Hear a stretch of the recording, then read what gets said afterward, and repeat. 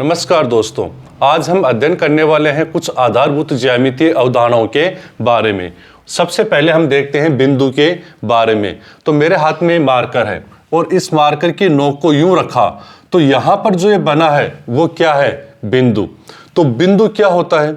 बिंदु एक स्थिति निर्धारक है, यानी कि यहाँ पर कुछ है, ये स्थिति को दर्शा रहा है। इसकी कोई लंबाई, कोई चौड़ाई, कोई ऊंचाई कुछ भी नहीं होता है, यानी इसका कोई माप नहीं होता है, कोई त्रिज्या, कोई परिधि। तो बिंदु का कोई माप नहीं होता है। बिंदु एक स्थिति निर्धारक होता है जो किसी चीज की स्थिति के बारे में बताता है। तो बिंदु क्या हुआ? बिंदु एक स्थिति निर्धारक होता है। अब हम देखते हैं रेखाखंड। अब ये मान के चलो यहां पर है बिंदु ए और यहां पर है बिंदु बी। अब इन दोनों बिंदुओं को मिलाने के लिए हम ऐसे लंबे रास्ते का प्रयोग कर सकते हैं या फिर उससे थोड़ा कम ऐसे रास्ते का प्रयोग कर सकते हैं या इनको मिलाने के लिए बिल्कुल सीधे रास्ते का भी प्रयोग कर सकते हैं। तो दो बिंदुओं को मिलाने वाला न्यूनतम जो दूरी है, दो बिंदुओं को मिलाने वाली न्यूनतम दूरी किसको दर्शाती है? रेखाखंड को दर्शाती है। तो दो बिंदुओं के बीच की जो न्यूनतम दूरी है वही अपने रेखाखंड को दर्शाती है। अब रेखाखंड को कैसे लिखते हैं? जैसे ये ए और ये बी, ये दो बिंदु हैं, इनके बीच में जो न्यूनतम दूरी है वो किसको दर्शा रही है? रेखाखंड को दर्शा रही है। इसको लिखेंगे कैसे? ए बी और इसके ऊपर एक लाइन और जिसके दोनों तरफ क्या लगे होने चाहिए? बिंदु। इस तरह से रेखाखंड को दर्शाया जाता है। इसके बाद में आता है रेखा। रेखा किससे कहते हैं? अब ये बिंदु ए और ये बिंदु बी, इन दोनों को जब मिलाया तो इनके बीच की जो न्यूनतम दूरी है वो किसको दर्शा रही है? रेखाखंड को। अब रेखाखंड को दोनों बिंदुओं से दोनों तरफ, दोनों बिंदुओं से दोनों तरफ अनंत तक विस्तृत कर दिया जाए, यानी इधर भी हम बढ़ा देंगे और इधर भी हमें बढ़ा देंगे, तो वो कहलाएगा हमारा रेखा। तो रेखा क्या होता है? दोनों बिंदुओं को, रेखाखंड के दोनों बिंदुओं को जब दोनों तरफ अनंत तक विस्तृत कर दिया जाए तो वह रेखा को दर्शाता है। ये जो तीर का निशान है ये बता रहा है कि ये आगे भी इधर भी चलता जा रहा है और इधर भी चलता जा रहा है। रेखा जो होती है उसकी लंबाई तो होती है लेकिन उसकी कोई चौड़ाई नहीं होती। रेखा जो है उसको कैसे दर्शाएंगे? ए बी, ऊपर इस तरह से और दोनों तरफ किसका निशान लगाएंगे? तीर का निशान लगाते हैं। अब इन दोनों में अंतर नजर आ रहा होगा। इसके ऊपर देखने से पता लग जाए कि दोनों तरफ बिंदु लगे हैं, यानी कि ये क्या है? रेखाखंड। इसके दोनों तरफ तीर का निशान लगा है, यानी कि ये क्या है? एक रेखा है। इसके बाद में आता है किरण। तो जो रेखाखंड था उसको जब दोनों तरफ विस्तृत किया तो अपने पास में क्या प्राप्त हुई? रेखा। लेकिन जब रेखाखंड को एक ही तरफ विस्तृत किया जाता है तो हमें प्राप्त होती है किरण। यानी किरण का कोई एक प्रारंभिक स्रोत होगा, प्रारंभिक बिंदु होगा। प्रारंभिक बिंदु से स्टार्ट होकर एक ही दिशा में अनंत तक जाती है। ये जो निशान है इसका मतलब है जा रही है आगे तक, अनंत तक। तो किरण जो होती है उसका एक प्रारंभिक बिंदु होता है, वहां से वो प्रारंभ होती है और एक ही दिशा में अनंत तक जाती है। इसको दर्शाते कैसे हैं? जैसे ये किरण है ए बी, तो ए बी के ऊपर इस तरह से एक साइड में तो बिंदु और दूसरी साइड में क्या लगेगा? तीर का निशान। इस तरह से किरण को दर्शाया जाता है। जैसे किरण की बात करें, प्रकाश की किरण। अब सूर्य है, सूर्य से प्रकाश की किरणें निकलती हैं। जो प्रकाश की किरणें निकलती हैं तो सूर्य क्या होगा? इसका प्रारंभिक स्रोत। और यहां से निकल कर ये किरणें एक ही दिशा में अनंत दूरी तक जा रही हैं, उन्हें कहते हैं हम किरण। किरण के बाद में आता है संरेख बिंदु। संरेख बिंदु क्या होते हैं? जब एक ही रेखा पर, क्या बोला? संरेख बिंदु। जब एक ही रेखा पर अनेक बिंदु स्थित होते हैं तो इन बिंदुओं को कहा जाता है संरेख बिंदु। जब एक ही रेखा पर अनेक बिंदु स्थित होते हैं तो इन्हें कहा जाता है संरेख बिंदु।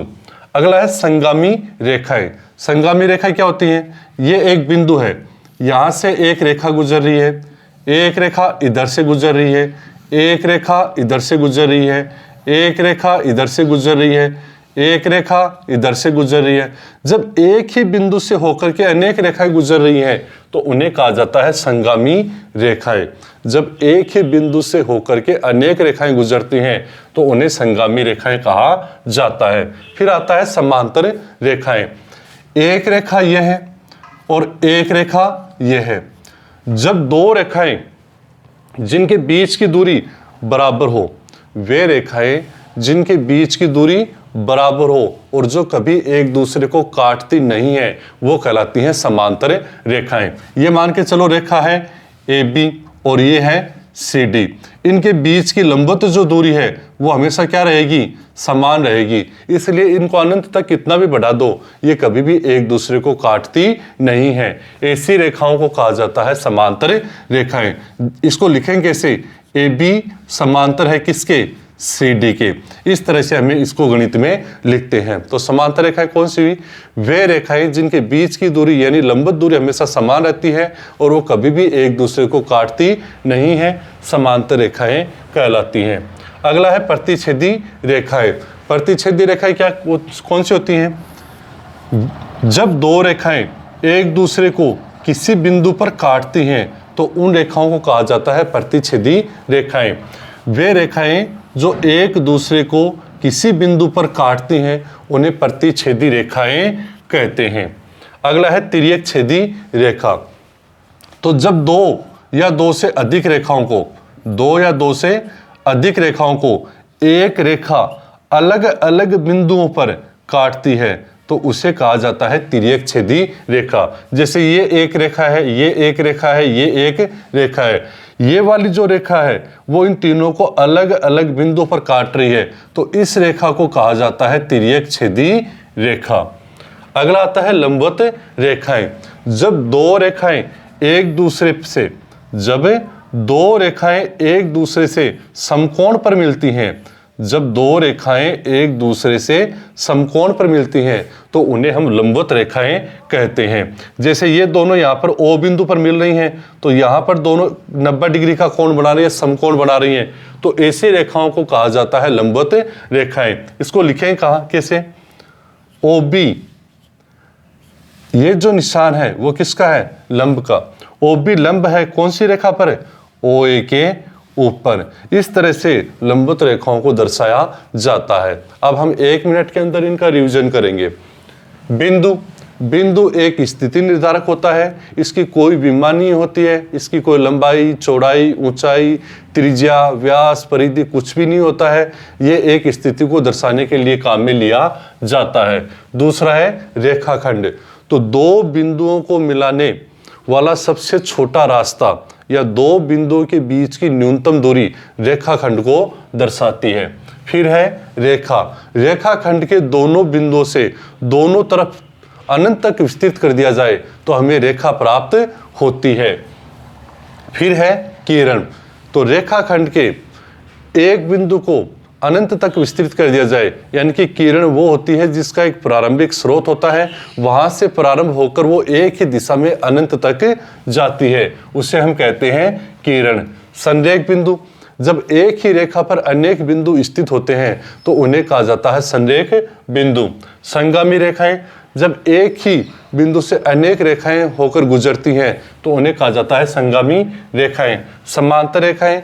वे रेखाएं जिनके बीच की लंबवत दूरी हमेशा समान रहती है और वो कभी एक दूसरे को काटती नहीं है, उन्हें कहते हैं समांतर रेखाएं।